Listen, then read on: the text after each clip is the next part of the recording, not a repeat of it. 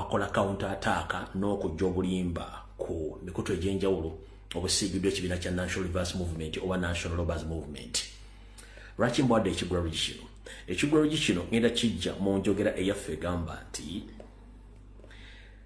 Gambo B wa Mwenge alisanga ku mwoyo.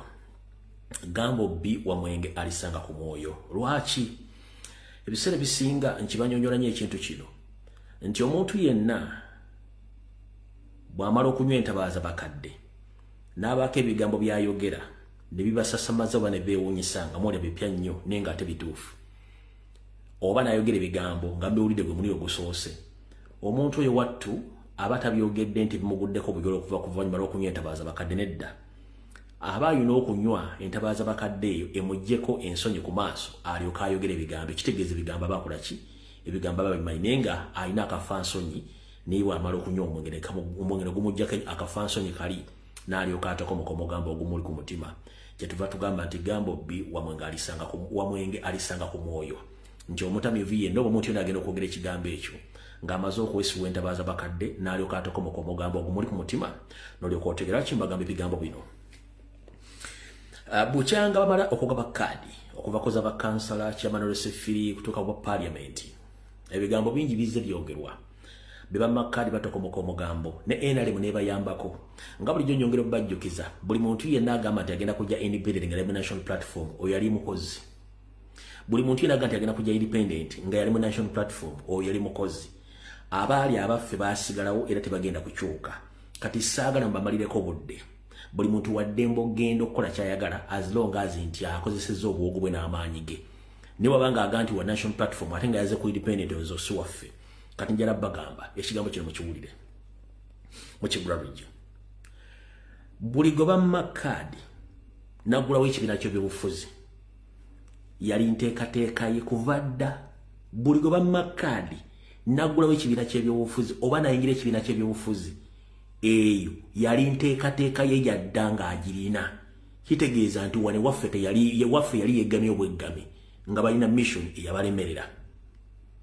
Nkiddamu buli eyakola political party oba nayingira political party endala ng'ava mu noopu oyo teyali waffe, yali yeggamye enkuba bwe yakya ng'ebigendera bibalemedde ne baliko bagenda bagulawo party, oyo temuwa budde era temumalira kusa data wammwe. Baali bazze kuwogomawo kuyiwa kintu kyaffe bagende. Ekyo mukitegedde bulungi nnyo, maze okibanyonnyola. Bonna abazze independent ng'ate bagamba nti ba national platform nabantu temumalirako budde. Bonna era baali bazze ng'ekigendera kyabwe kyali kyakuyisaawo byabwe ebyabalemerera ne bajja oluvannyuma ne bagamba nti ba independent ng'ate etteeka lisoma nti kasitoba ngwagira ekibiina n'osalawo nti mugenzi mukakuŋŋunta ne bakuma kaadi olina okuwagira bayagifunye kaadi. Kati kitegeeza nti omuntu yenna agamba nti ate avuddeyo ageza kwesima okuba namunigiro oba agenze mu kibiina ekirala oyo taba waffe. Zenkwezenge eziri mu kufandingibwa ofisi ya Anita Amongi, ofisi ya General Salim Sale saako n'abasajja ba movement aba NRM abali mu kufandinga abakandidati baffe. Kanolwa ensonga eyo tebamalira budde mu kigulalo gikyaleero mutegeere bulungi nnyo abantu betudiringa nabo mu kigulalo gyekyo. Kati era omuntu oyo aba ayina byakunoonyaako ekigulalo kiwedde. Alright, njala twala okusaasira kwange eri bakaddugala bannange bonna naddala bamulirwana baffe ab'omu ggwanga ly'e Kenya olw'okufiirwako munnabyabufuzi Kayingo abadde nga alwanirira eddembe ly'abantu omugenzi kati Omolo Raila Odinga ennyindo gye ziwembekera mukoko essaawa zino alla mujjirudde akawungeezi ku makya ga leero. Mwena batategeera nga muze buziku live munnabyabufuzi omugundivu mu ggwanga lya Kenya Raila Omolo Odinga alla mujjirudde afudde enfa ya clandestine eyaffe ey'omu Uganda. Nabagamba nti lutoka yasita yayingira e Kenya buli munna Kenya agenda kulooza ku buli kikolobero ekibadde mu Uganda wattu katandika butandisi akali e Kenya kaddukiremu. So nabagamba nti buli lutoka yatwala okunambezebwa e Kenya buli ekiri e Uganda bagenda kirozaako ne Kenya watandise okuva cardiac arrest ne blood clot. Ye mukulu Raila Omolo Odinga zembu yageze kunta oluvannyuma lw'omutima okusirika naye ng'enkola mugimanyi mu Uganda yakubajjawo kimpowooze nga tebyategedde kale kunyolwa na kusaasira na biwoobe eri bannaffe ab'e Kenya kitalo nnyo ddala ekyokufiirwako mukulu Omolo Raila Odinga afudde olwaliro ku makya. Mwena abasinga obungi omwami ono badde mumanyi wabula nze ngenda kwongereza katono nnyo. Omwami ono yalina ensobi ze yakola ze ziruwa yali ambadde Kenya olukwe bwe yakkiriziganya okukola ne Ruto era n'akola ensobi n'akkiriziganya okusinkana ne Museveni ku faamu ye ekisozi ne bamuwa ddiiru ey'okufuuka president wa African Union.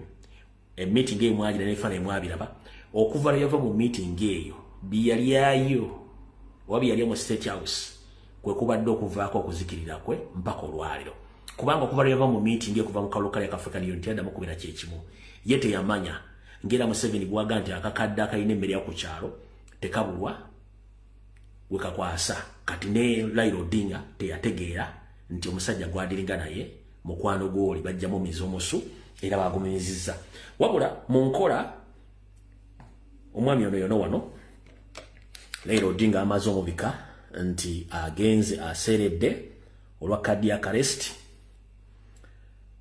wano yali yeeyimbira akayimba nga ndoza ali yeewulira wano yali yeeyimbira akayimba down the Bay of Mexico where the sun shines daily on the mountain top. I took a trip on a sailing ship. When I reached Jamaica, I made a stop. But I am sad to say I'm on my way. I won't be back for many a days. My head is down, my head is turning around. I had to let a little girl in Kingston town.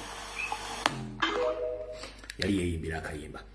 Wabula ng'omanyi nti omuntu teyeefiira omukulu ono ku lukuŋŋaana olumu yakitegeera nti baagala mutta era yamentioninga nti Ruto ayagala mutta manyi ffe tukuwa obujulizi na buli kimu kye kibeerawo okutegeeza.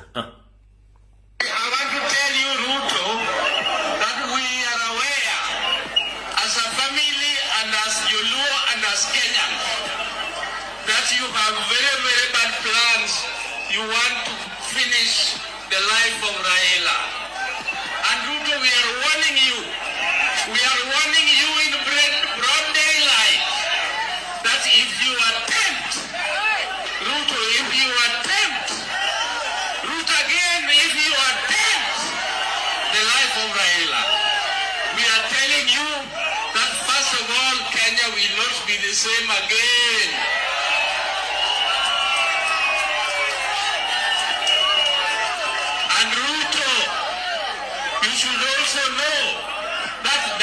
The beginning of the end of your rule as a president of Kenya. All right. Bamu ku bakomredi ba mugenzi Omolo Raila Odinga abali bategeeza butereevu tebamanye enteekateeka ya Ruto ey'okutta omugenzi Raila Odinga abakomredi be nganze mwezijja ne bagamba ne bigambo ne mugamba lumbi alabika yeefumba lumbi alabika yeefumba. Bano ba comrade ba Raila Odinga bakyogera bagamba Ruto tukumanyi oyagala kutta omusajja era amaliriza amusse kuba kati bw'otunula Kenya ani aliwo w'amaanyi ng'enkola ebadde Uganda jjawo buli aliwo w'amaanyi gino gye miranga n'ebiwoobe ebadde mu maka ge gy'abadde awangalira.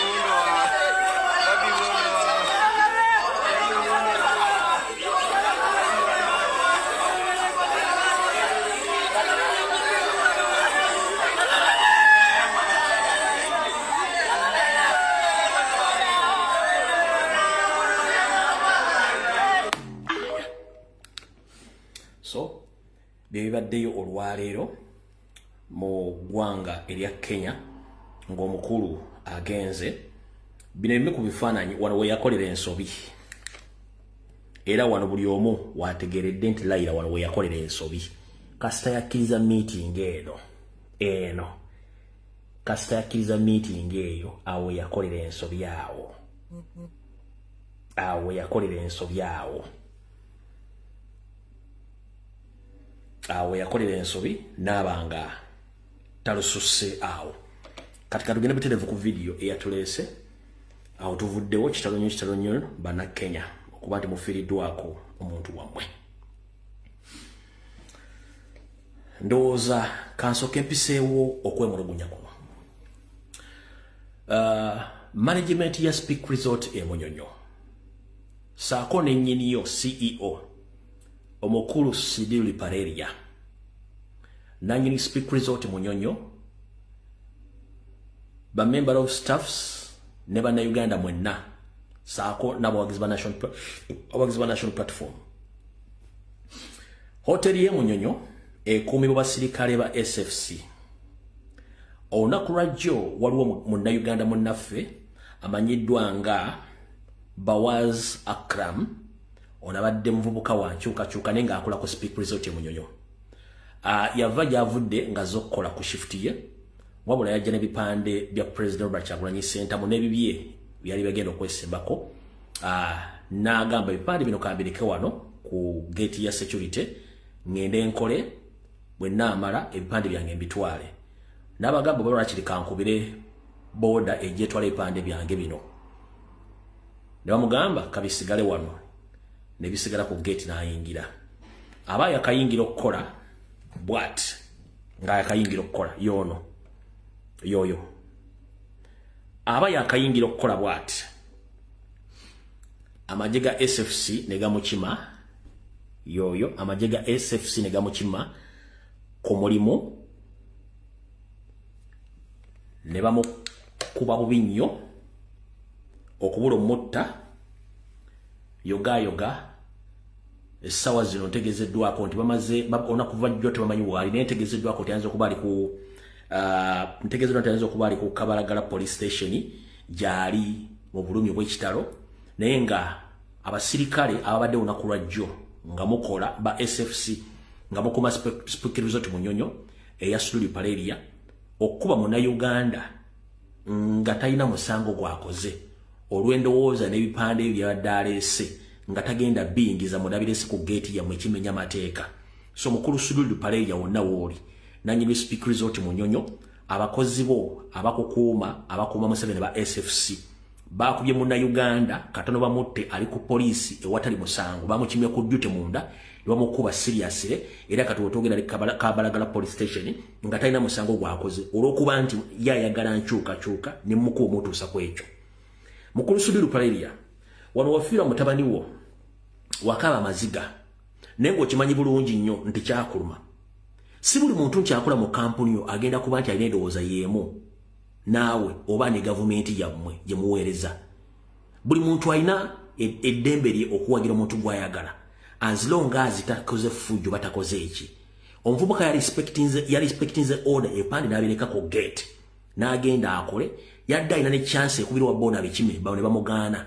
Kiki ekyabatanodde bava ku gate bayigire munda bamukime ku workstation ye n'omukuba okwagala omumotta nga bamukubira ebipande bye. Ebintu bino bibi. Sidili Pareria tukozeeko profile ey'ebikolobero by'okoze ku Bannayuganda nga ne bwetwogera olwaleero URA yajja ekizimbe kyayo kye badde ezimbye Nakawa nejjamu equipment n'ebintu byayo ne bakuwa ddiiru bapangise ekizimbe ky'ekipe kiri mu Kampala. Ebintu bino tubiprofilinga ne mutukwata empola. Sidili Pareria ne banno ababbi bannammwe tubategeeza ekikolwa eky'okkuba omuvubuka ono. Nze ngitegeezezza famire omuntu ngitegeezezza n'Abannayuganda bategeezezza mwakubye omuvubuka gwe bayita Bawaz Akram nga talina musango olw'okuba nti awagira nkyukakyuka olw'okuba nti addakola mu Speak Resort Munyonyo. Ekyo kikyamu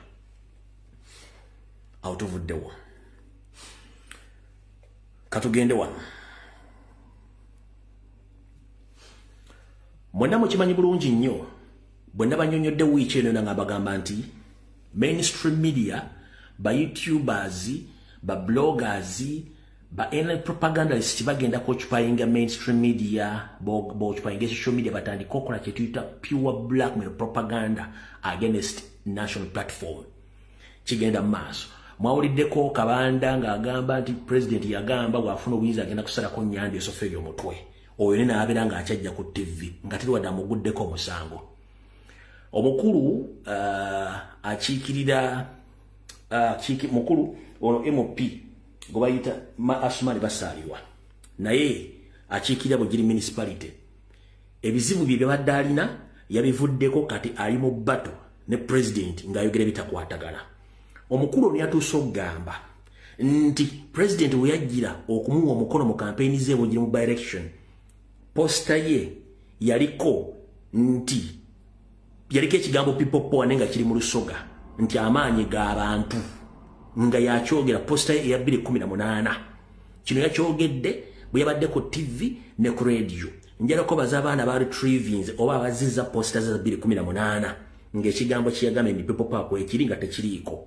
Mwaifu bantu tujja beesobolera mpola mwena njala mwetegereze posta eno eriko people power campaign posta ya ng'eriko ekigambo Busoga abantu n'amaanyi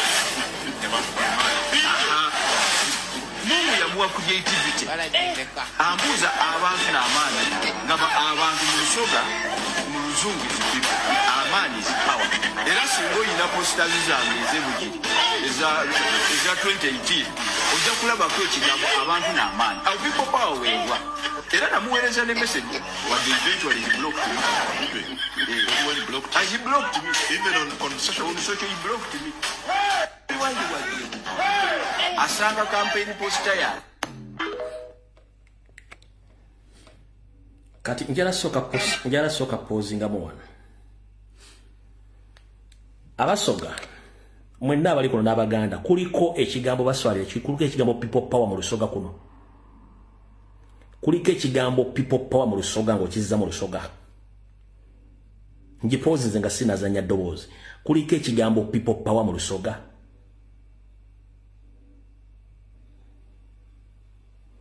kuliko ekigambo people power mu photo screening kuliko ekigambo people power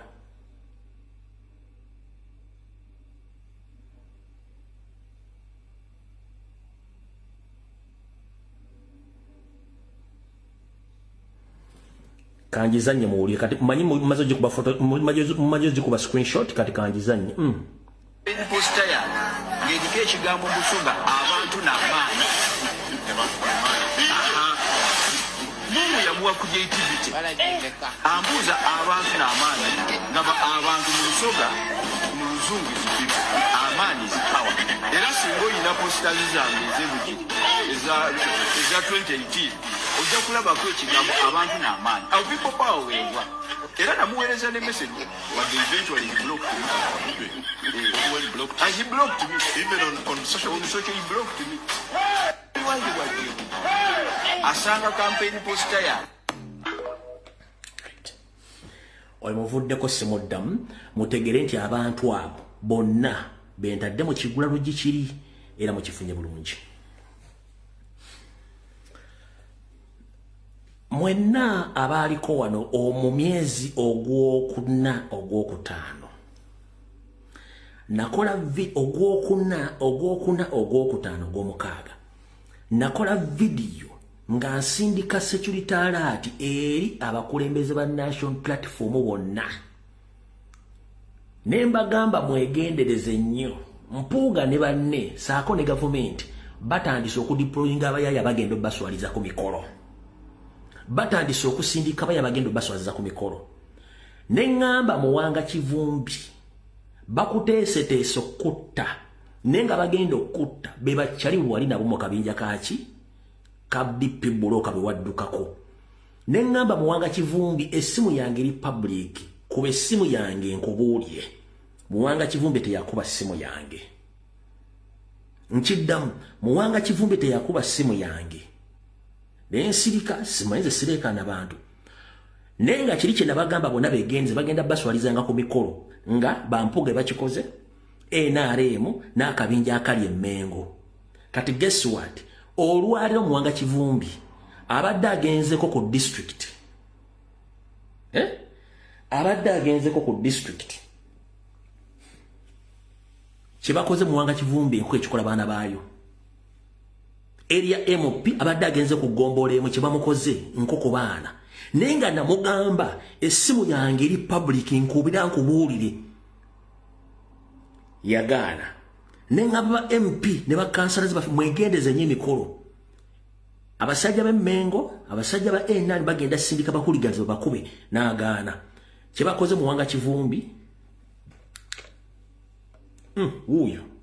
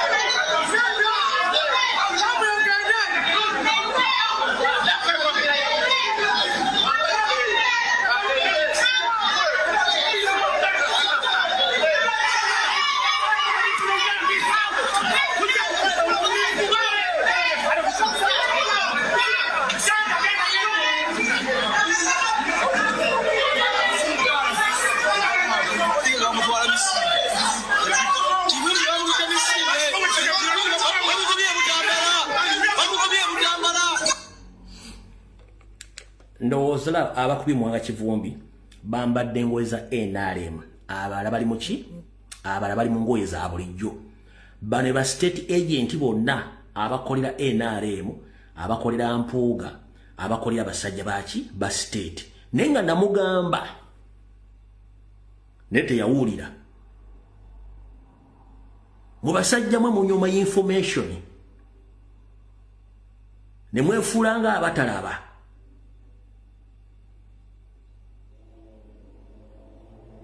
nkabaddiremu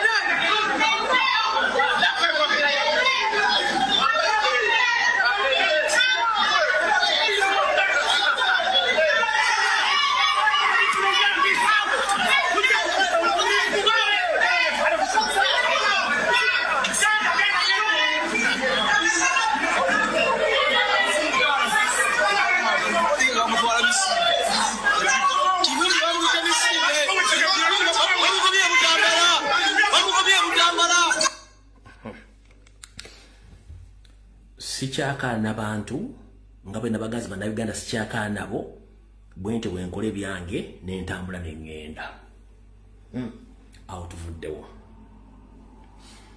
bwe tumala okuvaawo kamala okujjamu bino ebyabasaalirwa n'omuvubuka ono sipiikiriza oti gwekubye n'amusanga mu inbox kuba budde nnabutono alright mala omujjamu okuli etige space kati kano nandiyagadde okukakola nga security alert nkateeke wano wakati wa video eno era mutongole video etandise ngera kuza omwezi 15 omwezi ogwe 10 2025 video etandise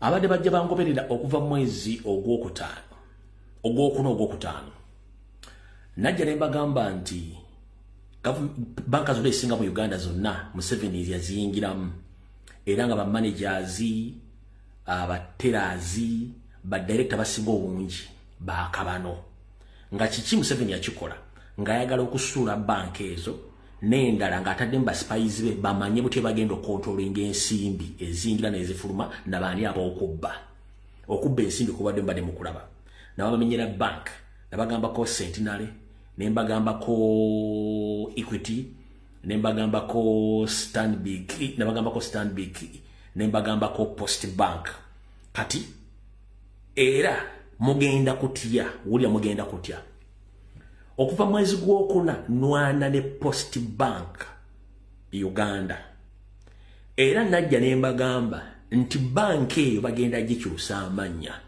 nembabulira buli mufere nali mu Post Bank okuva ku board of directors ne ba managers nembabulira buli kimu kimu mwagano kitegeera but unfortunately olwokuba nti abana basajja balwana ne information. Can you imagine nti Post Bank yakyusa amanya negenda mu manya genda bagamba aga Paro Bank bagano kiteeka ku mainstream media bagano kiteeka ku social media bagano kibulya ba customer abo openly ne bakikweka kubanga already ebadde eri mu mabanja na buli kimunga yagotaana. Kati government olwokuba nti bank eno ya First Family oba ya government balina ekintu ekira kye bayinitiatinze mugenda kutya kyekirwa. Omanyi nze nkuwa information nenkuwerako ne reference sikyagala nnyo kulekana banna Uganda nkuwa information nenkuwerako ne reference nkuwa information nenkuwerako ne reference.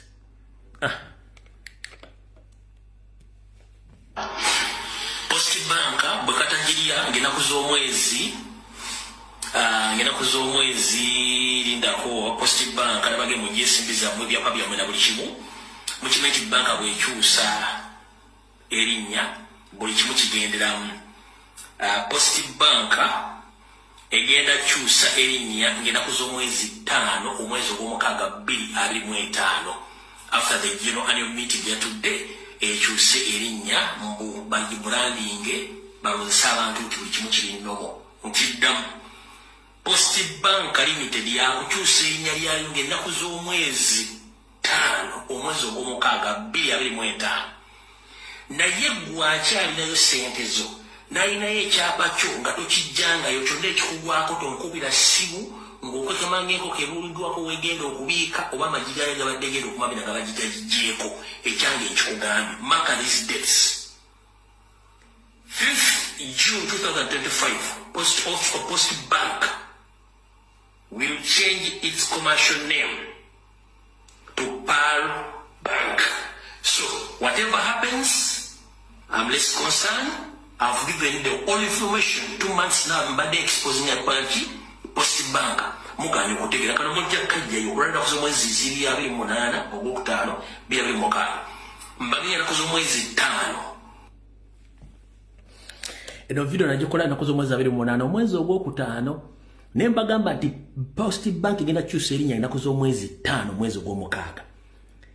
Post Bank yagaana okuteeka official commercial name yayo empya ejiteeke ku Google ejiteeke mu public ne ba customer bamanye kyekola esindika message bwe mara okusindika message ne bategeeza nti twakyusiza erinnya ne tuva mu linnya lya Post Bank ne tudda mu lya Paro Bank. Ekyo si kyekikulu kyekirwa. Nze naawe tukimanyi nti mu nkola ya bank ng'ewola ssente abantu bebanoonya bank okugenda okusaba looni nkidda mufuna tukimanyi nti mu nkola y'abantu okunoonya looni abantu bagenda ku money lenders oba bagenda mu bank okwewola looni wabula kati kikyuseemu kitya.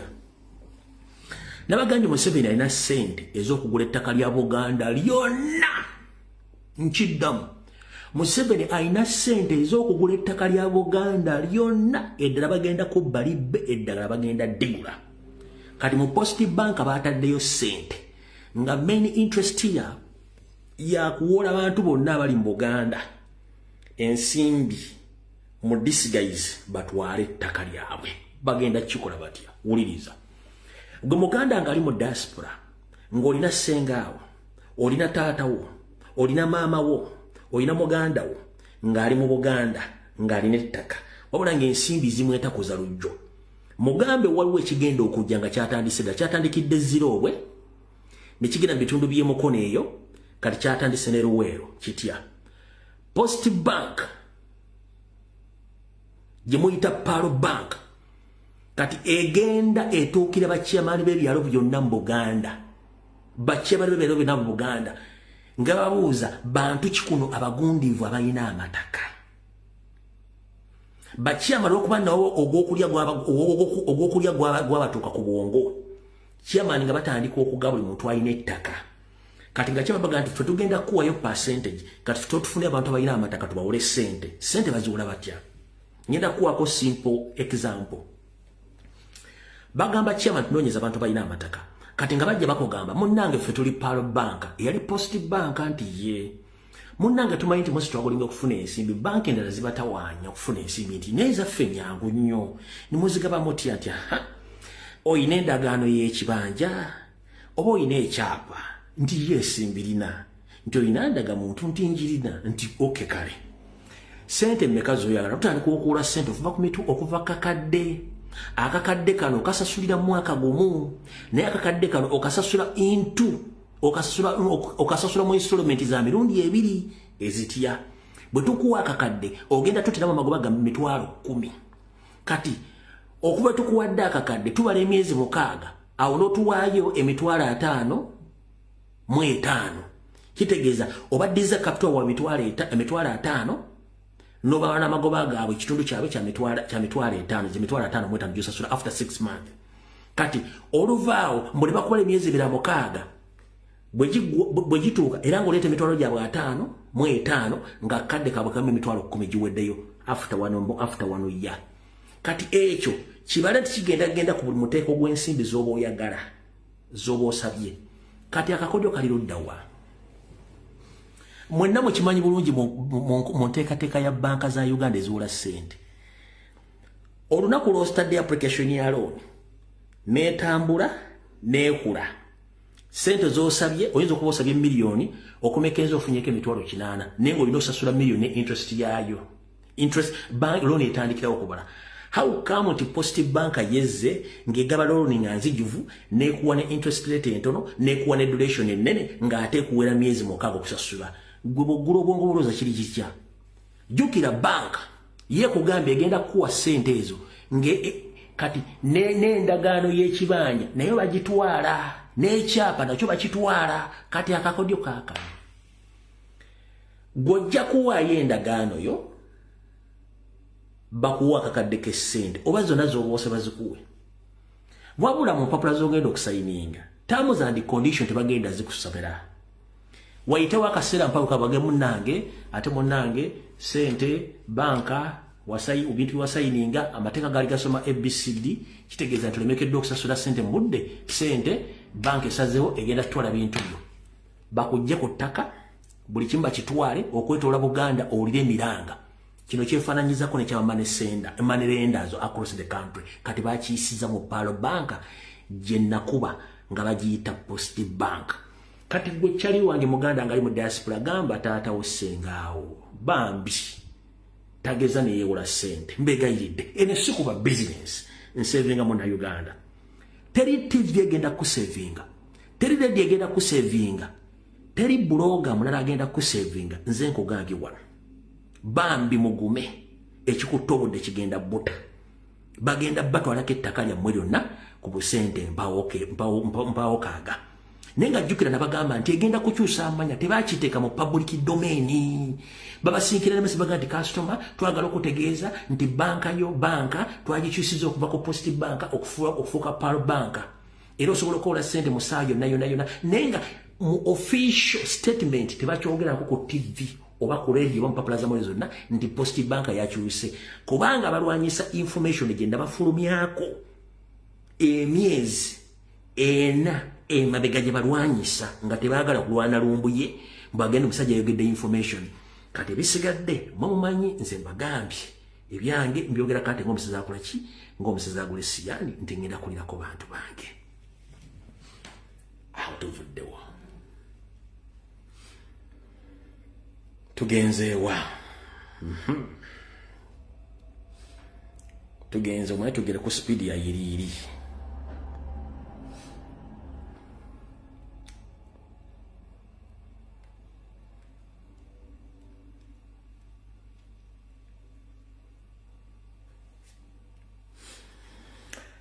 Ndowooza kansooke ne bannayuganda badde bangoberera mbalamusizaako kansubenti buli bulungi. Amannya nze Lumbuye Fred ekekemiko ali mawaggali atudde kafomu eggulama ate naddibanga Promax Salonga Mulengejja afutubadde Mmengo ku Bwakabaka. Nkulamusiza kansubenti buli bulungi.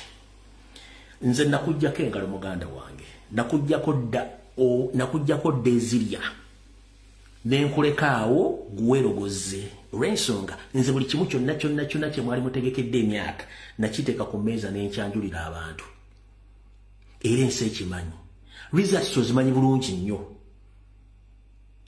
wateeka abantu social media balwanyise lumbuye baagenda kuba tosobola kulwanyisa mazima mwe mission yammwe yali ya Beni Kiwanuka kukuba mwana wa Buganda Robert Kyagulanyi Ssentamu mutta aveewo era mukyagiriko mission yammwe yali yakulemesa Muganda yenna nga mumuzanya kifiiriza n'egitegeeza abantu n'entegeeza abantu ebigendererwa byo byali byakwagala kutwala bukulembeze bw'eggwanga abantu bagamba nti alimba ne mbagamba nnoze sirimba mujja biraba okitegeera gwe kenyini otesitinzeeko bozeeyo mu diaspora projects zonna zaagwa n'abakungu bemwaluno abamu badduka oluvannyuma lw'okutegeera nti gwani ne Ssaabasajja Kabaka olwali mwenda mutebi wookubiri naye yamanya bw'amala okutegeera n'akulekera ekizimbe kyo ne Banyarwanda bannamu bakirimu abantu bayogera nabo bafuga nabo Buganda gye bali n'akulekera Bulange Plaza ne bafere bannamu mutuule omwo mutuule ebintu bya Buganda kati nze nakujjako dengalo siku zaako oyina kwerogoza ng'akabwa kasibe ku ggaali wavuddeyo n'okonfaminga information olw'okuba nti nakulemesa ebigendwa byo n'okonfaminga nti nagamba bannayuganda nti oyina presidential ambitions era kye mwali mwagala lwakuba nti Kyagulanyi yakuba bakyaliwo n'abasula ku ttaka gwe n'osigala gwe kenyini wakyekonfamingidde naye nga njala okutegeeza ojja kuba buli nze nakujjako dengalo nakukwata mu bugere nekwata mu matu nekwata mu nviri nenkunyonyogera n'otuuka gye watuusa Buganda towagandi Buganda ogituusiza ku ntikko jjajja nakunyonyogera kannasu nenkunyonyogera okunyonyogera mu nviri nga gye wagamba okutuusa Buganda ku ntikko nenkutuusa ku ntikko kati bbanga oli mu bbanga ensi ekulaba uyo waliwo eyali ampalampa mu byonna byenkola njagala kubeera pulezidenti mbamenye musango gy'ebisaanyizo sibirina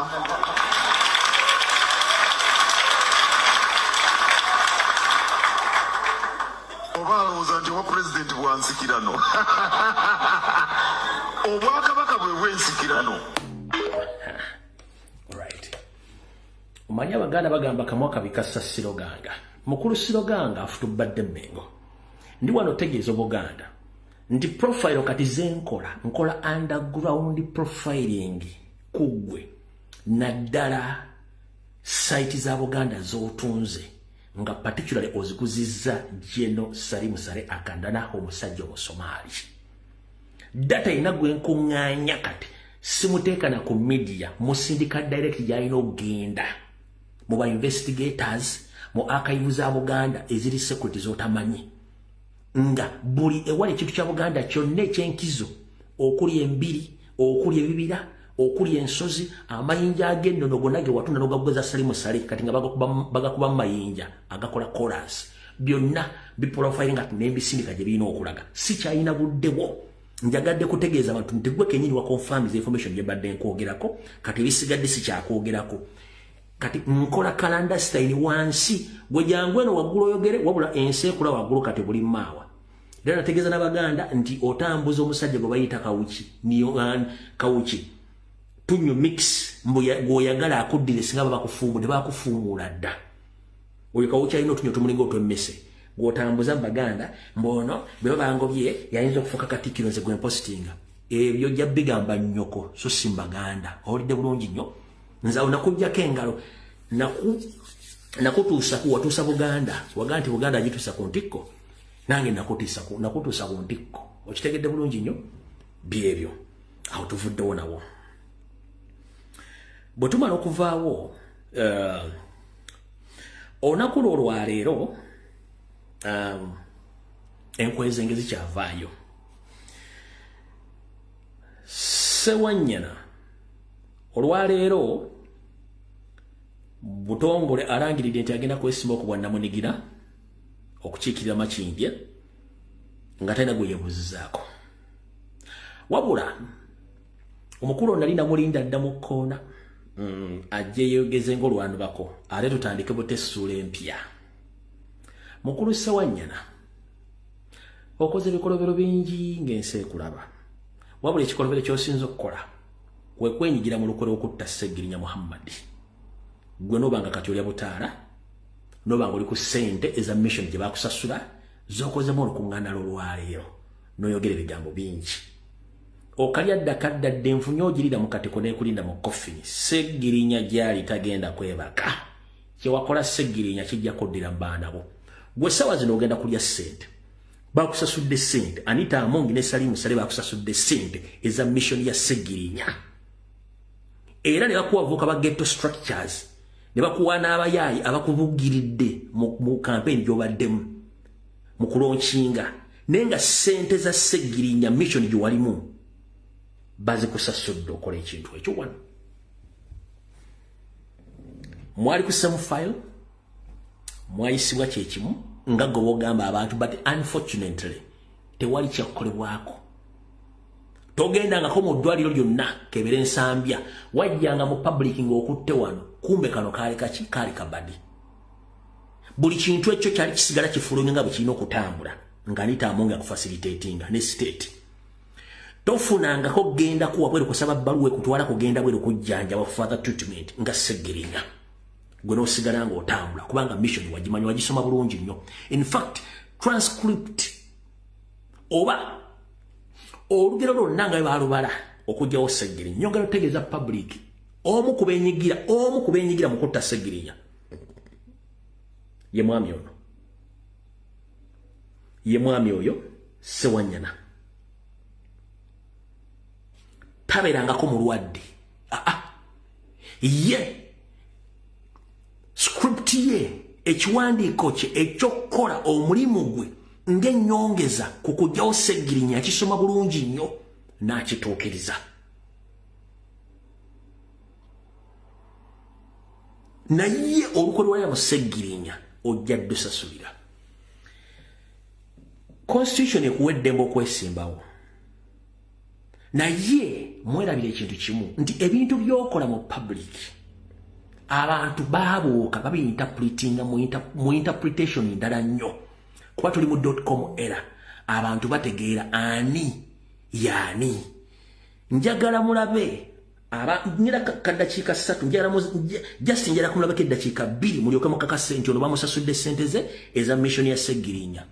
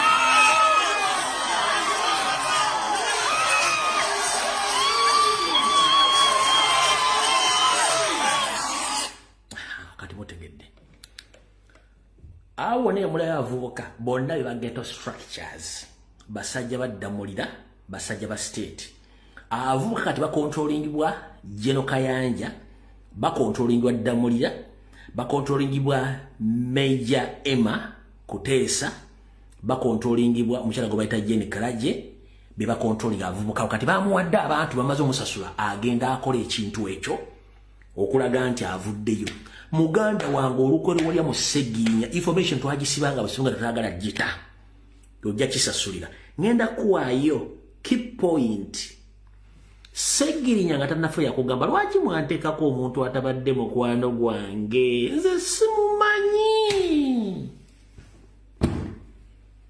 mugende munonye video eyo Segirinya wachi mwantekako omuntu gwe simanyi si mukwano gwange sibirangako naye wachi mwantekako omuntu gwe simanyi mugende munonye video ya Segirinya omuntu gwe bakusona emyaka 2+ n'atuuka okufa ne weebuzaabuza ne bamuziika family nefuna differences n'otayingiramu wadde at one time ogamba let me be the mediator okutaasa ebintu bya Segirinya n'okutereeza family ya Segirinya ne we distancing anodde ebbali. That means you knew script gye baakuogisoma obulungi era ogikoze bulungi. Thank you very much. Naye nkubuulire oyo kyali gyali emagombe teyeebase Segirinya ajja kufuna. Segirinya ajja kufuna Sewanyana Segirinya ajja kufuna. Kati oli anda Damulira, oli anda Anita Amongi, oli anda Jenny Kraje, oli anda Emma Kuteesa beba kuvuga controllinga. Na ye amaanyi g'abantu ogenda gawulira. Wetaba mukutta Segirinya ojja kiwulira. Awo tuvuddewo. Naye ngeera bannakampale bagamba nti oguggwa bukuwa empoza. Kano ka video nakabazanyira ku Sunday kankaddemu olwaleero. Ono Saalongo Sebidde. Saalongo Sekidde mu Ndeeba. Ono Sekidde James Saalongo owo mu Ndeeba. Era akaboneka mu mupiira. Mwe Segona ne bannamwe ba Alan Sewanyana. Sewanyana nile ennaku nnene mu mutima avuddeyo munzije gye mbadde nneebaseeyo ondesezera akalulu kange.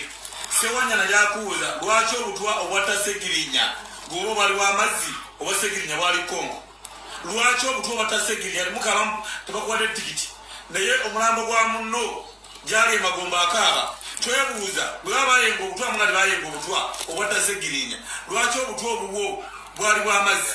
Lwaki gwewona mangu Segirinya n'agenda uno malwaliro eno uno Tanzania uno agenze Kenya bamutute mu America ngajjanjaba. Nolo tebati bakuwadde kaadi Katonda obuzimu wa Segirinya gwe gukubonereza Sewanyana nze Sekidde James Saalongo essaawa ziri 12 omuzimu gwa Segirinya gujja balondoola buli yakulyamu olukwe buli yakola atya mwenna kyekyabasudde ne mu tikiti mwenna ne mugwa buli yagudde mu tikiti muleme kwekwasa bwadde banoonyamu ba DP n'ekibiina kya DP kibakaabira amaziga kyemwalyamu olukwe nemala okitunda ne mmawo bwe mwamala okitunda ne mudduka mwalinanga akabinja buli mwaka okuva ku Ssemwogerere baana mmwe ku Ssemwogerere mulyamu olukwe okuva ku mulembe gwa mukyala mwalyamu Ssemwogerere olukwe okuva ku mulembe gwa mukyalaani eyaliko yeyingira NRM oyo mukyala oyo eyali wa DP. N'olwekyo bantu mwe muli babi DP ebakaabira n'okutta bannamwe bamalawo bibakaabira. N'olwekyo omuzimu gukyabalondoola omuzimu gwa Segirinya gujja kulondoola buli muntu yenna era bwe gubalondoola kyebabulira si tikiti ziri ezabasuula. Lwaki obutwa obwatta Segirinya obwo bwali Kongo obwo bwalimu amazzi bwemugamba Segirinya aba yafa obutwa bw'aba yafa obutwa lwaki gwe oli mulamu Segirinya ali magombe. Omuzimu wa Segirinya gwe gwagusudde mu kalulu. Mwebale bagende basebo ne bannyawo abalangira n'abambejja. Eyo message yange ya mwaka guno etandise n'omwaka guno nga nyanukula mabakazi tikiti mwekaalya basegona simanyi baani saagala Kasasiro twabakoowa basajja mmwe okuva ku Ssemwogerere abakaaba Sebaana abakaaba Besigye abakaaba mwenna abakaaba basajja mmwe muli kabinja akali eno n'eri muli eno n'eri mubadde muli eno n'eri mwe ne munyirira ne mmera mu pajero ne mweyagala nnyo. Sewanyana Alan ne video ejja kutuukako. Ennaku z'omwezi ziri 15 officially nziguddewo file.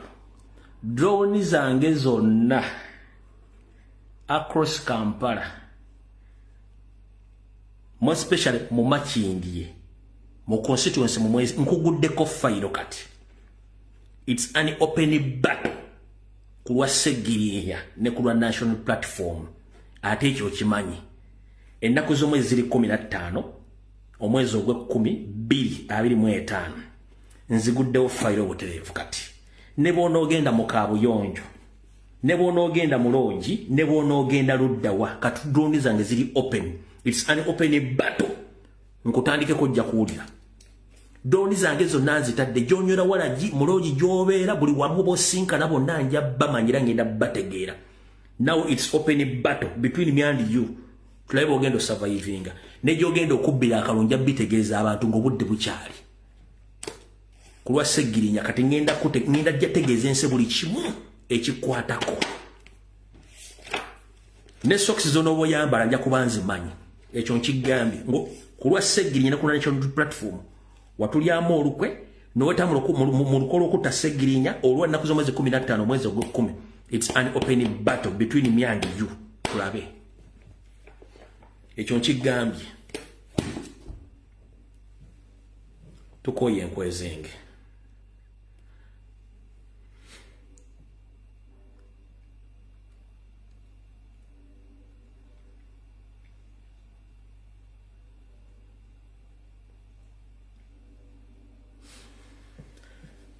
Ekirala njana tutegeeze eggwanga lyonna omulundi omulala oyo muvuddeko simuddako kesi ye njigudde obulungi nnyo it's on open battle ate omumanyi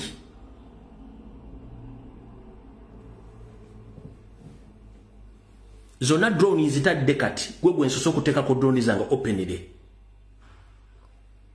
tujja kwabiko ojja tuwulira sobola kwetamu okutta musajja n'ekibiina n'okiryamu olukwe kati okomawo yasama kubanga oli ku state za city bakusasudde serezo alawo ensi yonna awo tuvuddewo kati mumpulirize bulungi nnyo bannayuganda mwenna aba national platform baagala enkyukakyuka nzize mbagamba nti Jeno Christopher Damulira Salimu Sale Jeno Kayanja bali mukulukulutinga Sakone police bali mukulukulutinga abavubuka mu Kampala mukono wa Kiso abavubuka bali kulutinga bateeka ku training ya nako 3 kunya ngaba wa uniform abatandika okugenda otema abantu ebijambiya ebiri mu nsangi mu Gombola y'ensangi mu Wakiso district ebijambiya bino police bimanyiko ebijambiya bino RDC bimanyiko RCC bimanyiko ne bachairman bya bimanyiko ekizibu kyabwe bakatta kati almost abantu kati bagenda kuwera abantu 15 plus TV tezibyogera radio tezibyogera police tebyogera bali mu kutema abantu bayina kye batagetinga nabagaba bagenda tutematema mu Buganda nga muwakana ekiri mu nsangi kitokota sikisani kiri batema abantu sawa 11 ez'okumakya ogenda okukola bakutema sawa emwe yakawungezi 2 abantu begalya saa 12 bali bayingira nga nkoko mu nsangi tebyabyogera ku mugombola y'ensangi yo ndabo njogera gombola y'ensangi sigenda kwawula mu kyalo bali mu kutema abantu wabula njagala ulize kuzimu kunkwezenge ezi controlling eziri ku routing abebijambiya nga bali ku routingira Jeno Kayanja kati ugamba otya consultant oli bulungi ndowooza wamulefa bwakenderako kati enkya kumakya waliwo omulimu gwekola mwezi naye kuteeka mu security company soka kufunamu training ya nnaku 3 training eyo eri wa Jeno Kayanja wemba training ya kumala nnaku 3 twali bapima uniform ne mugenda ku duty kufuna emitwalo 6 osulayo olyayo obeerayo tegeeza nti obeera full deployed obona kola inja sawa 5 funa bodaboda kuleta emutondwe wa Jeno Kayanja kikindinawo kati ani aliko wano nga mentioning abantu abagenda okulukurutinga babijambiya na mentioning Salimu Sale na mentioning Jeno Kayanja Kakoza Motale Christopher Damulira n'aballa eddoboozi siryange mu drone zange zinonyereza ku ground kati babasajja bibali mu kulutinga abantu bagenda okutema ebijambiya n'okuteganya struggle ya Fair National Platform during elections kati bimutegedde bulungi nnyo biche bigenda maaso kati awo tuvuddewo katugende ku kitundu ekyokubiri ekya video. Mr. President, kuna kurajjo n'olwalo linazze ne mbotola ekyama kyaleese akasattiro mu nnyumba ya sitaani oba mu refugee camp Entebbe saako ne Nakasero. Mr. President ne bannayuganda nsaamuulize bulungi nnyo nyongera obbajjukiza. Janet Kembabazi gwe muyita Janet Museveni, abantu abosinga mu ntembadde temumanyi naye ng'abali mu gavumenti n'abali mu public bagenda babuulira. Ye mukyala akyasinza obuzibu alinga enjala eruma ekiro ng'ate oli muwulu. Era yasinga obukyamu mu Uganda. Kati wulira, tebakulya ssente kinoonyerezeeko. Tebakulya ssente kinoonyerezeeko. Janet yazimba structure ze nga nezi Museveni yakazitegeera. Structure ze ziriwa. Janet yaddira abantu bonna abamulika akanyarwanda oba tuyita Oluganda. Janet yaddira abantu bonna abamulika Olunyarwanda bonna yajja abalina abalala n'abategeera butegeezi, abalala n'abasomesa, n'abateeka mu bifo bya gavumenti eby'amaanyi, n'abateeka mu magye, n'abateeka mu poliisi, abalala babasindika ebweru w'eggwanga ng'akola network omuli abawala n'abalenzi. Kati Janet ate n'afuuka Reverend Father oba n'afuuka sheeki oba n'afuuka senga n'afuuka taata atya. Nga buli muntu yenna amulika akanyarwanda yayina okumugamba genda owasooli, genda ofumbirwa oli, genda okole kino, genda okole kino. Byonna yabadde abikola. So si nti Museveni oba abantu abali mu inasanku ya Museveni, no. Kino akikoledde ebbanga ng'akulyetinga empire ye security mu magye, mu poliisi, mu prisoni, mu bifo bya gavumenti, buli wamu sekita yonna ng'akulyetinga empire ye ng'ensi temanyi. Nze ndinaddibanga Pro Max nabagengera bakuba paka kuwulira bubi. Kati Janet bw'amaze okulaba nga Nyande Software Windows zigenze nga tebalinawo substitute, nakunyumiza olunaku lwajjo nti Muhoozi bamusamba dda, bamuteeka ebbali. Nyande bamulabanga ekifaananyi ekiri ku kisenge, oyo takyamatalinga. Kati nga Janet teyafuna mwana mulenzi mu ntumbwe ze talina mwana, kati ng'omwana we gw'alina yamukalakatira muwala we Patience. Janet omwana omulenzi gw'alina yamukalakatira muwala we Patience, ye mulenzi gw'alina. Kati n'abaana Patience bazaala balabanga abaana babo obulenzi. Kati agamba okufa n'obutanyagwa obuyinza bulina kugenda ku mukalakasi wa muwala we yaba afuuka omukulembeze. Ekyo nakibagamba ejjo. Ne mbagamba okuwamba gavumenti tekyewalika. Naye abagenda okuwamba gavumenti ke kabinja ka Janet ak'Abanyarwanda beyeetera mu gavumenti bonna buli wamu. Nabagambye bwabwo Janet ne mukazi we basitudde ebyokulaba babiyingize South Sudan gyebiri. Jjukira South Sudan amagye ga SFC na UPDF ge gakontrolingayo, so balina besi batadde ebyuma byabwe. Balina ebyokwese mu Uganda zetuyite mundu saako n'abantu bali mu buli sekita yonna abagenda obayambako okutuukiriza ekintu ekyo. Ne mbagamba Ssaabakakasi lw'aboogera omusezi akalakata Patience ku lwa Janet. Oyo yayise ba YouTubers, yayise ba TikTokers, ba influencers, n'abagamba ngenda bawo omulimu mulina kye mugenda okunkolera. It will be just a mere text tuwabula kye mugenda okukola randomly. Nga saawa etuuse, saawa yeruwa ey'okuwamba. Naddibanga Pro Max in action. Janet ojja kuwamba nnyo kuba kitaawo, so si Bannayuganda.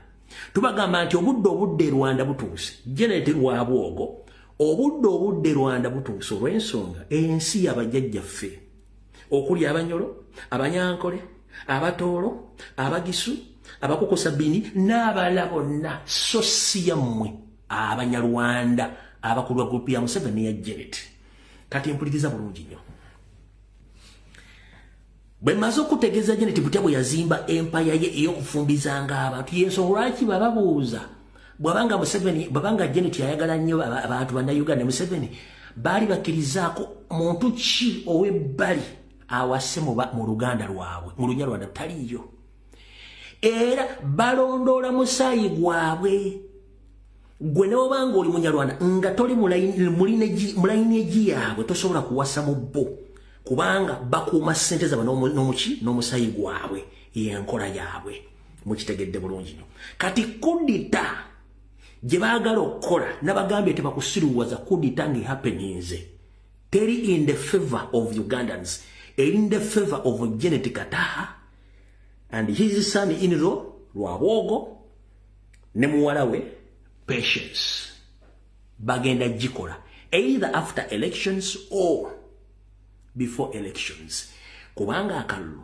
tekali in their favor ompya bulungi nnyo kati kimukitegeera malo kitegeera in the different angles of these videos nabagambi ya Ben Hini mwafuna angendala kamba we angendala mulyoka mutegere nti baluka ekintu kino nenze nadibanga Pro Max mbyono nawulira. Do you know you have a destiny in this country? And I know you're kati kana akakazi kano ono ye kajina ale ne kajina era mu family ya Janet oyo kajina wa URA yali mu yunula kati ono kaji oyo mumpi oyo kajina omulaba kajina bebo yeyo group yawe yonna kati kankabaddizeyo kano ka video mukawuli bulungi nnyo. Do you know you have a destiny in this country? And I know you're a pastor, I know that. And that's a gift to all of us. Especially the people in the church in Uganda. But there's a divine destiny for you. It's a unique gift to have a sitting president, have a daughter who is a pastor. You don't see that anywhere. So I wanted you to pray for her. I would love that. She's a gift to the church in Uganda. Please so come. I wanted you to pray for her because Uganda celebrates many presidents. They have been in life. They have been in power. They have not raised pastors. Video mbao kati awo bo bakolanga ebintu bino tubaza tugenda biraba kati njala bategeeza yeyo programu yaabwe njagadde ensi etegeere kankole statement eno mu luzungu ensi egitegeere. Ladies and gentlemen, my fellow Ugandans and the international community, and by names of Lumbuye Fred, as all of you know that Uganda is heading towards the difficult time. As we speak right now, we are in political turbulence whereby we are in a difficult situation in the middle of the elections. But as we speak, there are so many things which are going to happen very soon. But Museveni's family, including Museveni himself, doesn't want to leave power because he knows that any time is going to be apprehended by the International Criminal Court and other international courts of justice due to the crimes of humanity. Plus his son and his brother, General Salim Saleh, who settled in the northern part of the country for easy way out in case there is any chaos in Uganda. So as we speak right now, Museveni and his team, they are planning to rig Ugandan elections in favor of Museveni by using the new, or very soon, they are going to introduce the biometric voting system, which is a new system to Uganda, but which is going to be in the favor of Museveni. But after that, even the so-called first lady Janet Kembabas, in conjunction with his son-in-law, Odrek Lwabwogo, they are planning an inevitable coup d'etat against the will of Ugandans, either before or after elections, because Janet knows that those elections, they don't favor the family and they don't favor him. So right now, Janet Ken Babazi, or Janet Museveni, and his son-in-law, Odrek Rabogo, they are planning a coup d'etat very soon, so that Rabogo takes over power from his father-in-law, so that they can stay in power to protect their gains as we speak. So I'm here to inform the international community that you should get involved before it's too late, because we the Ugandans, we are tired of the family which has ruled Uganda for 40 years without yielding anything.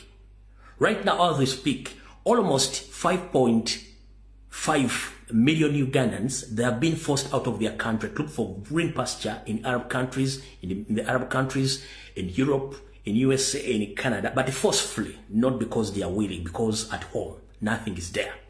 The country is doing poorly economically, politically. There is ongoing kidnaps, killings, and torture. And the first family is doing the same thing because these people are not Ugandans.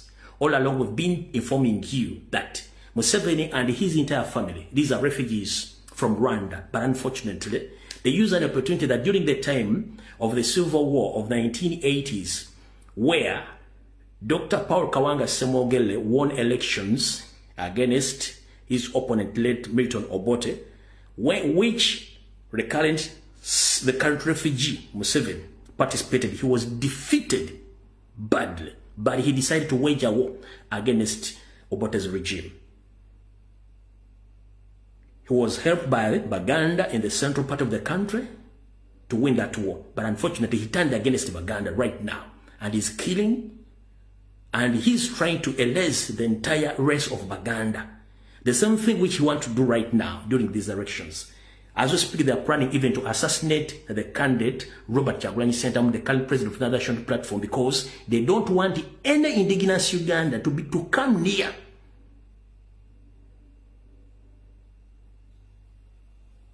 to that state house.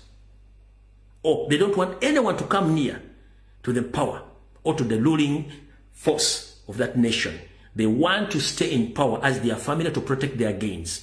So I'm calling upon the international community, please stay vigilant, focus on Uganda, because there are ongoing atrocities which are kept away from the media. You know, right now, Museveni is the one controlling the mainstream media, is the one controlling all the social media influencers, most especially on TikTok, Facebook, and YouTube. So whoever comes out to criticize the government, you either kidnapped or being killed, or you are going to be manipulated and they bribe you so that you can go silent against talking about the truth of the other atrocities which are taking place in the country. So I'm here to inform the international community, please focus on Uganda. Because how can you let a dictator who is a foreigner to lead that country for 40 years? Without the gain of Ugandans, we have gained nothing. Many Ugandans across the world, they are seeking for asylum or refugee in other countries. But Uganda is a part of Africa, which can accommodate each and every Uganda. But unfortunately, Museveni and his family, they have taken each and everything which belongs to Ugandans to their families. They have created multi-billion businesses in China, in USA, in Africa, in their favor. But we Ugandans, we are suffering. We have nothing right now. That's why we, people who can come out to speak, we have engaged in social media platform to speak out on behalf of those who can speak out. So I'm here to inform Ugandans that, and my fellow Ugandans and the international community, please focus on Uganda. Because during the 1994 genocide in Rwanda, you, the international community, you knew, but you didn't engage in stopping the genocide. Right now, there's something which is going, there's something which might happen in Uganda, but you are watching.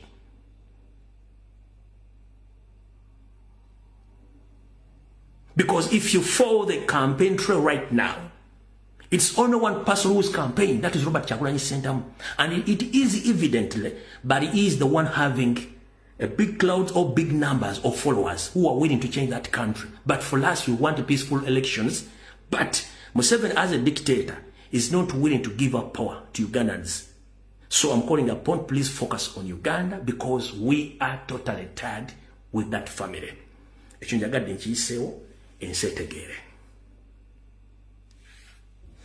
So kati, ekyo nakyo njagadde nkitegeere, mu luzungu bakitegeere, atawulidde luzungu lwangu n'osonyiwa lwe nasoma amanyi yolala bwe mumanyize lwe nasoma lwe mmanyi kale awo tuvuddewo katugende ku kikulu kyatuleese.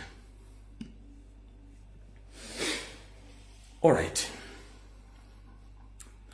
Oluvannyuma lw'okuvaayo okulabisa Electoral Commission nti yaleese egenda kuleeta enkola eya biometric voting system nga tegisomeseza abantu nga system bagenda okuyamba okubbiramu obulu bwa Museveni.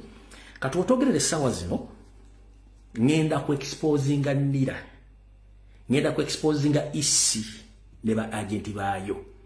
Buli mukulembeze wa National Platform ne bannayuganda mulya bulungi nnyo. Bulijjo bajja ne babajjako details baagala ndaga muntu naye ng'ate baagala details ozikolamu data okulonda. Kati wulira essaawa zino wetwogerera buli muntu yenna eyalinyuwalinga national identification ye bamusindikira message ne bamugamba omanyi nti mukulu application yo namba bikoze bitya mbu waliniwinga wazza butyo endaga muntu yo ng'ennaku z'omwezi bweziti ne bagamba babegezaako okujja ku ofisi za NIRA bakuggyeko ebinkumu. Saagala kuta details ezino naye ndowooza kankuwe bankole ntya wano. Okay.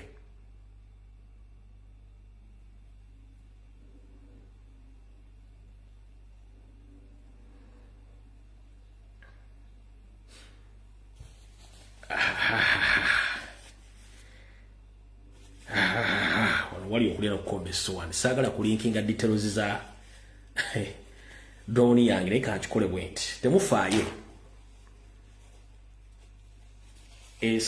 Saagala kulinkinga details zaki za drone yange. Ne kati njagala otunule waggulu wano.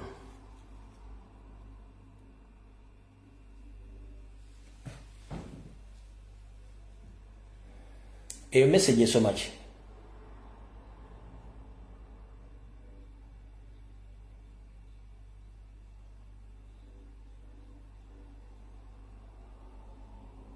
Kale njakola screenshot njiba postingireyo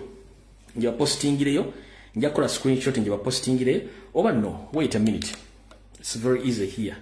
Mumpe mo second same malo chikola wano nsobola kyekolera no niba simba sikoze eki genda hano mu edit jangu wano yeko wano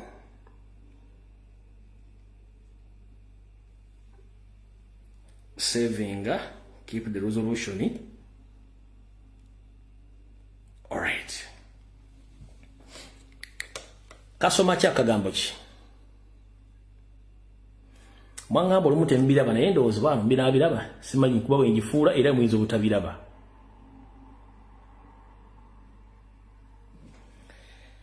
Bwenjiteeka era muyinza okugamba tembiraba sitegera lwaki naye kanka basomero kasoma bwe kati bakuwa amanya go wali ne bakuteerako na application number yo nti wakola renewal ku card ne bagamba for renewal of your card has been completed.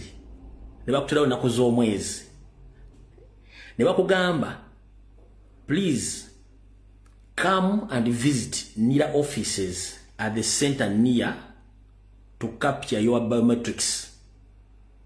Nga baagala binkumu byo kati binkumu bagenda okukozesa mu biometrics zire ez'okulonda abasiru bano basindika message buli yalini winga genda okebwa tebakikugambye ekyo kye bagenda okukola. Kati katudde wano malobe exposinga information eno sigenda gipostinga ku social media naawe anajjo jagala nkwegayiridde topostinga information yatuuse dda mu bw'obuyinza ba National Platform yabatuuseeko dda ngenda ku exposinga abasajja bano nga nina bwegisimufungize. Katutandike bwe tuti ngenda ku exposingira abasajja bano nga nina bwegisimufungize. Kansulenti chairman obekunda kwoli kali katusimbule.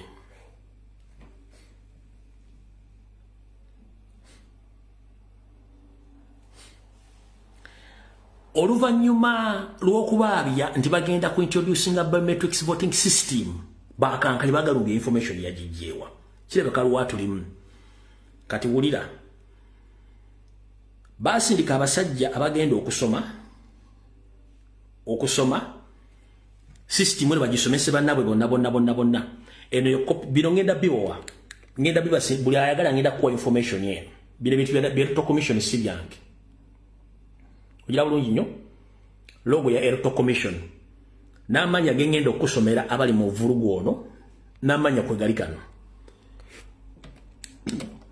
bisoma bubite the electoral commission project capacity building project name EC Oracle capacity building project manager Muhammadi Mubajje project sponsor electoral commission prepared by Cloud Integrators Limited date of preparation 10th of April babikola dda katone bakuterawo table of content bakuterawo project overview training schedule conclusion and resources out of the war katone bakuterawo information executive summary ebintu bagenda okola babaterawo ajjo kujja mu inbox nja ku information netogeza no postinga please one batekawo objectives bibagenda okola nibe na birimu IT kusomesa IT data keeping data entrant bichi skills byonna bibagenda okusomesa abafere baabwe katone bakulaga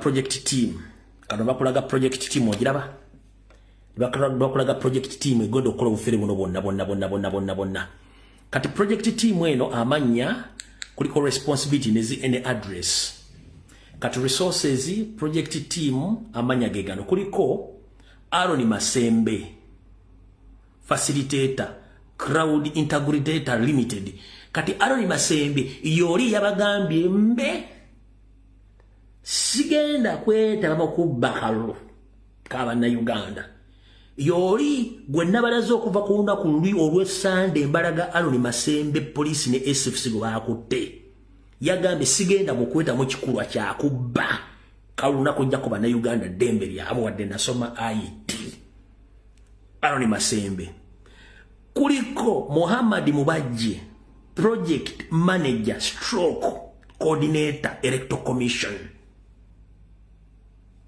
oli abulungi nnyo kati wale bagamba participant to train and respective job roles electoral commission staff members to be trained a table below to be populated bakutera participants job description modules ne kujjako Mr.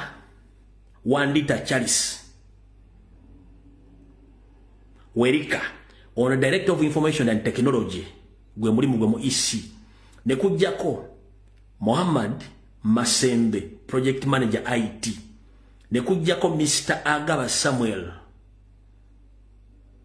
Bakahena on tebatadeko job description ye tebateko modules ne bagenda mu conclusion buli agala information ngenda jikwa ntogeza no gikola ki no postinga yo kubanza najitusiza je ne okulaga kati wulira the above are the few screenshots from the training plan of Aaron Masembe had shared with the EC which was approved before EC hanging assessment for assessment to electoral commission rigging okuba kati wulira nno ebbaluwa eno kyesoma ebbaluwa egira bulungi nnyo ngenda gikusomera mu luzungu ebbaluwa eno waggulu eriko Cloud Interrogators Limited ngenda kuza omwezi 2 October 2025 the Minister of Justice and Constitutional Affairs PO Box 7183 Kampala Uganda. Dear sir, re-invitation to the Oracle database 1983 training for EC database team in Nairobi, Kenya. Greetings from Cloud Interrogators Limited. We have previously been contracted to deliver Oracle database training to a team of database administrators DBA from Electoral Commission. during the period of June 2025, but because the team has been supporting electoral activities at EC, Uganda unable to secure a less tense windows to conduct the planned training. We have been notified that they are ready to kickstart the training this month of October. Below are the names of the 3 participant experts trained. 1. Muhammad Mubajje, Sam Agaba Bahekena, Wanditi Charles Wehike. We request your support to the above mentioned EC personnel so that they can be able to travel to Nairobi for Oracle database training. Mukitegedde bulungi. Ene balo bagiwandiikira Nobert Mao kubanga yagenda participating mu kubba nokola deals okubba nokola ebirala kati bembasomeddeko eno eretali ebuuz esaba Mao approving the above in request approval letter to address the Mao's ministry show ECIT employees Aaron Masembe was to train and work with Dr. Election Result or to Dr. Election Results. Masembe kiyaganye kati alimida.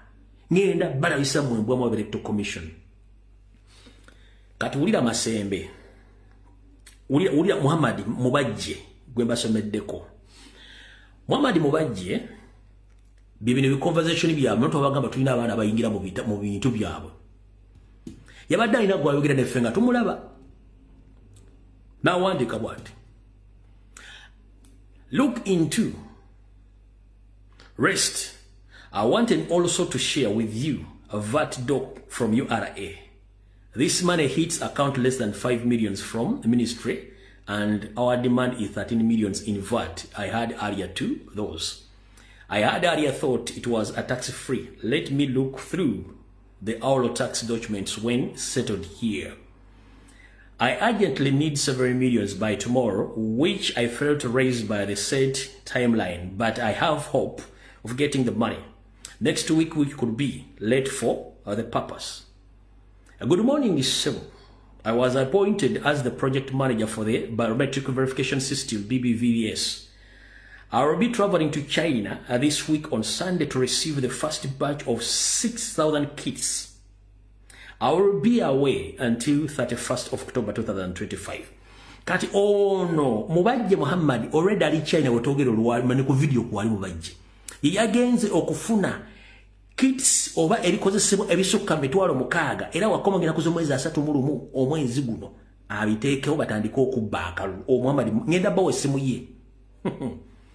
This means that to reschedule a new date for the hour training, I let you know how other windows when we are likely to free because we also have printing boards since it is done outside Uganda. Era bagenze printing about paper bana basiru. Awo tugenda omulinde kompola ngenda bwa buli kimu saagala mu Rwanda kati abagala essimu ya Muhammad Mubajje ono wali to commission mu byagenda okubba bulwafu mugire bulungi nnyo yino. Muwandika wano mukubira essimu eggweko n'omuliro. Ate nteekeko data lwaki njala teekako data kubanga enakusumuluka ataddeko data no problem. Abagala essimu ya Mubajje Muhammad Mubajje oba mutabani wa Mubajje simanyi. Newe navira bajja kuntegeeza mutabani wa Mubajje. Kyenjagala obatterako wano muwulire bulungi nnyo. Kati essimu ya Muhammad Mubajje Linda katono. Ate onanze okuba ataddeko data kati essimu etandise okuntawaanya.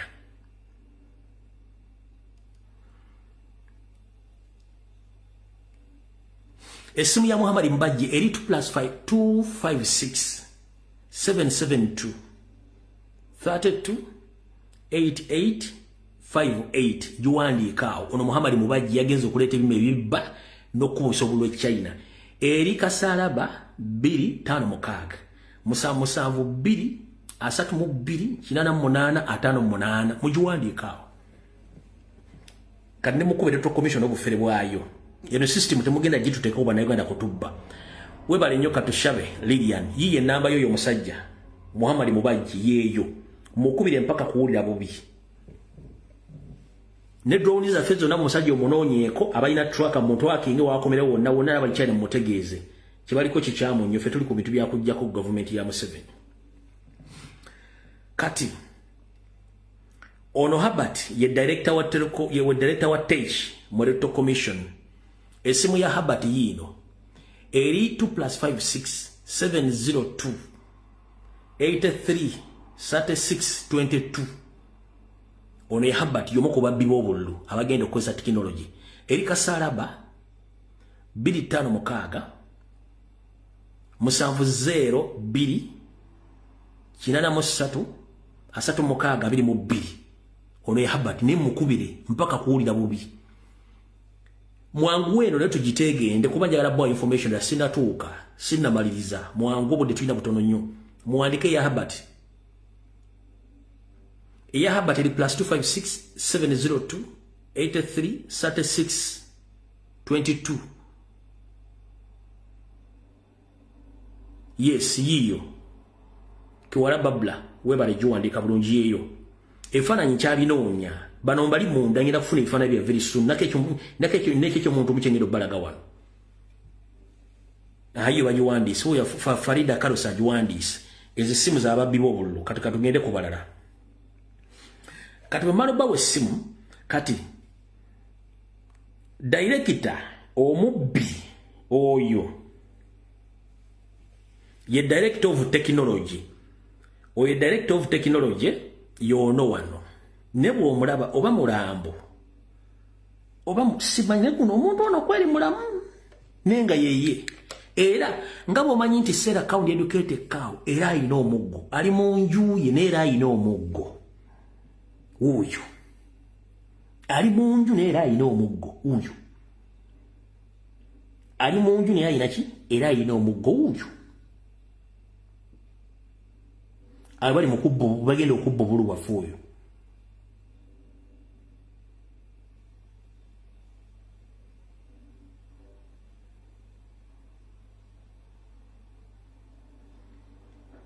oyo alright kati abo bagenda okubbo bulu wa Uganda bamuyita Muhammad Mubajje Sam Agaba Bahekena Wanditi Charis Werike abagenda okubbo obululu Electoral Commission bagenda okukozesa kati mulire ebbaluwa eno mujule bulungi nnyo mwebuuza aba Asia bajja okukola kibajja kukola mulikyo njagala mumpe eddakiika nsome ebbaluwa eno Asian owned companies used at Electoral Commission to steal money and also previously supported the election fraud including Simboli formerly called Computer Point and Technologies Associates. Bakugambye nti companies abasajja bagwira bava mu Asia. Zino nga zibadde ziyambako okubba ensimbi mu URA. Saako n'okuyambako okubba obululu. Mu kalulu akawedde na kano amanya nenga babuulira era beyo bennyini abaliwo essaawa zino. Zino company This company is owned by an Indian man called Girish Nail. Those Indians, together with the Chinese, will do anything to make sure Museveni remains in power. Bakugambye nti companies ezo ne bannannyinizo okuli omuyindi n'omuchina bagenda kukola bwe kisoboka kyonna okubba obululu nga bakozesa technology Museveni okusigala mu buyinza. Recently, EC is been struggling with the exorbitant ITC costs, licenses, especially on Oracle license. Billions of shillings due to lack of knowledge from IT teams, and Glish would take advantage to steal taxpayers' money through overcharging. I have previously interfaced with him at Housing Finance Bank when he confronted a fake bill on license. Also at URA, he inflates the software license cost due to background check on those Asians' own companies. They are the biggest problems to Ugandans. On the Bawuti paper printing, one company called Four Corners transforms On ballot paper printing, one company called Four Corners Transforms and Spring, which does printing, bidding for ballot printing, but the forces behind the Indians owner of those Four Corners and Spring is Salim Saleh Akandanaho. Those Indians work directly for him. Recently, we were doing the new ET tax system at Uganda Revenue Authority, which the valuation committee failed all the bidding companies due to the state house influence, especially Salim Saleh Akandanaho. Kati mutegedde bulungi nnyo. Birireetinga kugenda bagambye akalo ka Uganda Salimo Hoze ne bande bakalimu. Kati mbwadde information eno naye kirungi ba mu luzungu enseetegeere. Kati wano wali okulya n'okukomba essowaani. Njera kubaza baka Bokomredi mwenna abafunye software, abafunye apps ezigenda okubanga zikola buli kimu. Naye kati mwera kye mbadde temumanyi. Nanjoka nti bannyonyo mwe mulimanya kye mulimpa.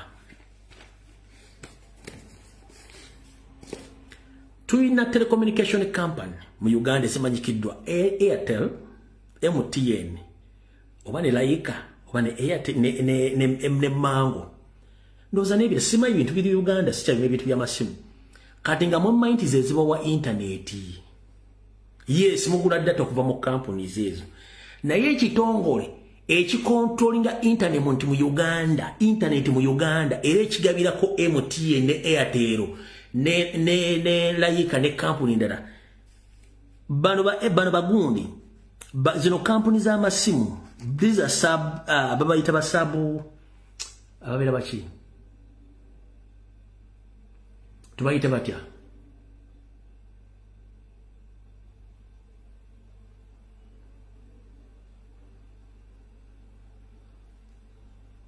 Airtel, MTN, ne Laika ne bani. Bana ba sub suppliers, bali badenga ba sub suppliers. Batu twandi ba sub suppliers. Oba bali baba twandi bayise ba olo sera. Jukira mu manufacturing muri mu manufacturer.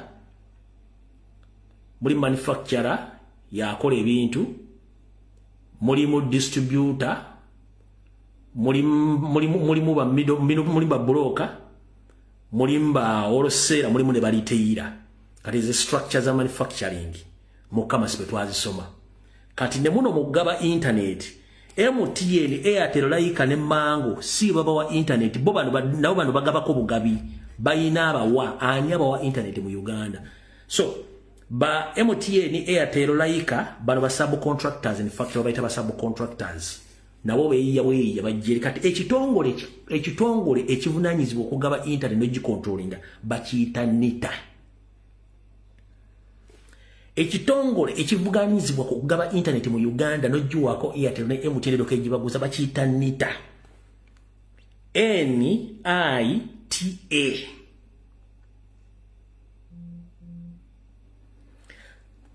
NITA kiwandiika National Information Technology Authority. Kiwandiika wandiko byenkusomesa bino tumugenda bitegera nayogera bijja. Ekitongole ekigaba internet mu Uganda kikontu bakiyita NITA. National Information Technology Authority. NITA. Well and good. Kati NITA eno company nenga erimu authority nga Museveni ze yateekawo yevunanyizibwa ku internet mu Uganda wonna. Mukalwa akawedde Museveni yakozesa NITA okujjako banna Uganda bonna internet. Nensigazanga internet government offices, state house, electoral commission ne ba agent ba electoral commission nga bayita network bokka nga banna Uganda bonna tebalina internet. Electoral commission ina network, ba government official balina network ne state house nga balina internet. Nga kino ekitongole kye kikoze kyajjako ba subcontractors okuli MTN, Laika, Airtel ne kibajjako. Namwe mba muvuddeko mwenna bana Uganda kati kyo ne kisigala nga kisobola providinga internet ku electoral commission, ku state house ne ba government officials bokka nga bana Uganda bonna milioni 45 temuina internet.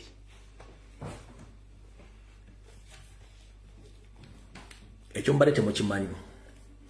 Kati ekitongole kino kye baakozesa okubba obulululi nga bajja ku internet kati n'olwaleero kye bagenda okukozesa. Ekitongole kino kye kyabba kye kyeyambisa okubba akalululi ng'era First Family ekina mu mukono. Obuvunaanyizibwa bwabwe ku controllinga internet during and after elections okugijjako. Ekitongole kino NITA kye kiconnectinga isi nga kijjeko abala bonna. Office zaakyo ziri Lugogo bypass. Lugogo bypass we wali office zaakyo. Abamanyi Lugogo bypass opposite Sarasin Security Company oba okulirana office za URA ku Lugogo bypass we wali ekitongole kibayita NITA kye kivunaanyizibwa ku internet. Bulijjo mmanyi Airtel batujjeko internet eriko, MTN batujjeko internet eriko, simanyi like no NITA National Information Technology Authority bibavunaanyizibwa okujjako internet ne bagirekera Electoral Commission ne State House okubba akalulu. Kampuni eyo mbawulidde address yaayo mukitegedde bulungi nnyo. Era kye bagenda okukozesa okujjako internet Nyando ne Sale Musale bakole baagala kati bawulira bafa. Bawulira bafa. Bawulira bafa mama. Bawulira bafa. Bawulira bafa. Bawulira bafa. Bawulira bafa. Bawulira bafa. Sina kinja bakolera mufe. Jabbaziika tuli waffe we tulwanira. Mufe sina kya bakolera. Mufe sina kyengenda bakolera. Kujjako balabisa. Tegedde bulungi nnyo. Mufe. Ono ye Aloni Masembe gwe nabagambye eyagaanye okukola. Yono eyagaanye okubba obululu bw'abalina Uganda. Okay, no problem.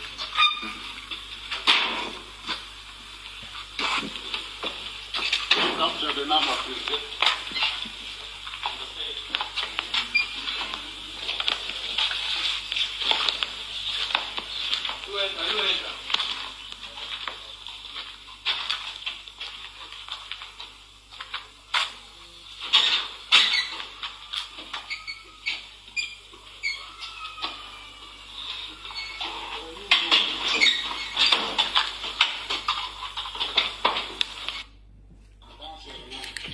Kati yogomba somedde biwandiiko yagambye no.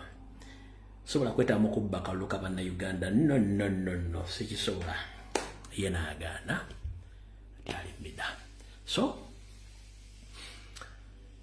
amazima gali nti bwe nyongera ku video mbanja onoona. Amazima gali nti bwe nyongera ku video no bankola ki mbanja onoona. Tujja kuddamu kusinkana lwakutaano enkyaka neekake mpumuzeeko omutwe guno. Naye nga nfundikira. Njala kubaza bakomredi bange mwenna mikwano gyange mwenna bempita mikwano gyange abajoyiniza YouTube channel yange. Nga muyise ku link eno gye ntadde wansi muba nnyo mubalire ddala. Amanya mwanganyo gasoma naye buli yenna ayagala kusupportinga YouTube channel yange wala supportinga nganzo omuntu Nairobi Broadcasting Service. Ojja kona mu link no bajjagira ku YouTube channel yange nga bw'ogira bawogikonemu ogende ku option kubayita join. You join ebisigadde YouTube egera kuwa details how you join, how you become a member and how you support Be Afraid. For the good 6 years I've been providing you information genuinely. Kale omuntu yena ayagala okusupportinga munsi yona gy'oli please kona mu link eyo ogende ku channel yange waliwo option ya join. You join to support me mu ngeri yonna esoboka. Babulijjo mubuuza tusobola kusupportinga tutya konako bw'osobodde akatono.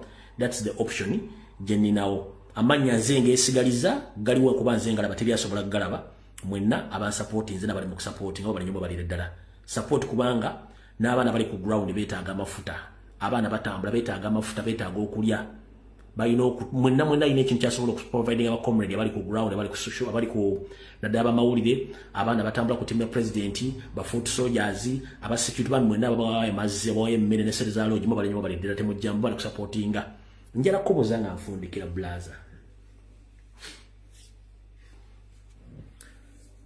gwe bali kubuza mu talo ku nunde gwanga wakola muri muki ensoli gigamba ki nkimanya abantu bangi nnyo muri mu disguise mwebuzabuza mwe musingo okwagala government yeve nete mwena kimusobola kukola nga tosobola dokuwa omwana echupa y'amazzi waddomu wa pound emu wadde pound 2 mwana ali ku ground naye nga government yakedde nevo nga kyagulanya gijje kugoso okugula air ticket wekwate kwato muweyo $2 $5 muweyo pound 10 ogula amazzi ogulira abaana data fogofe nze nesaddaaka ne bakomredi besaddaaka bali makomera ba edi mutwe baba kiro kivu bali makomera lwa gwange eryo naye nga talina kifo kyagenda kwesimbamu talina kifo kyayagala abaana be basula njala baba banjale nti president musajja wattu asula alowooza asula atambula olumwakoowa nina owulire embwa ng'eriko social media ezimbi amatama eringa ng'eyavudde emutunde ku lusozi ng'emazeewo ekiterya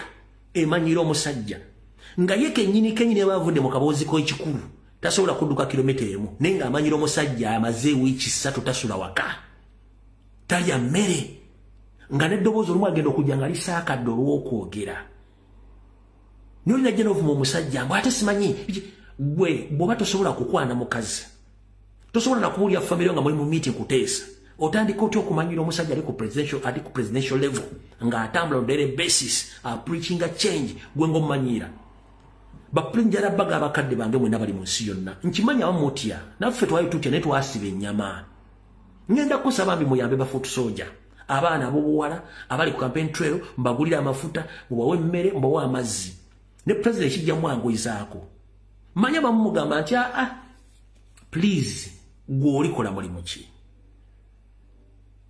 mwena temugenda kufuuka bakulembeze fena tugenda kufuuka bakulembeze ne please musupporting campaign trail ya president abagula data mwebale abagulira abaana emmere abagulira amafuta mwebale nyobalire ningenda kusaba mbe muyamba abaana bali ku ground mu 18 abaganda bawa Museveni emmere bamuwa amazzi bamuwa essente bamuwa abaana bamuwa buli kimu nira byali mutukola kati fete tugenda mu ntalo wa munsiko tuli wano ku social media obwenyi bwange nabujjayo nembuteeka wano Kyagulanyi yajjayo obwenyi bwe nabuteeka mu struggle n'abala bajja obwenyi balaba bakubye emiggo bajja obwenyi wabutaddewo lwe lutalo balimu naye kati gwe ng'oli eyo otudde mu nnyumba yo ng'olaba vidiyo zaffe zino olaba vidiyo z'abaana nga batambula tebeesibye sikaafu ali mu kasaati kamu empu emufu ali ku mmotoka bambi mbayambe please musupporting struggle abaana balina nabaza ku platform zaabwe bagamba ku live mbayambi temugaa nti basabiriza kubanga balina kusaba mmwe bakikola ensonga tebaagala eggwanga lyabwe likyuke bafune emirembe namwe mudde waka fena twagala kudda waka nze nwana kudda waka blaza ebinwanyano kudda waka ngende mu kyalo nime kasooli saagala kwesembera ekintu kye bayita office kuba nze ndi mutemu ku bantu abalala baza ndi mutemu kati njala kudda mu kyalo nime kasooli wa embeera eyo mu kibira nga gye ndi muyamba abantu bambi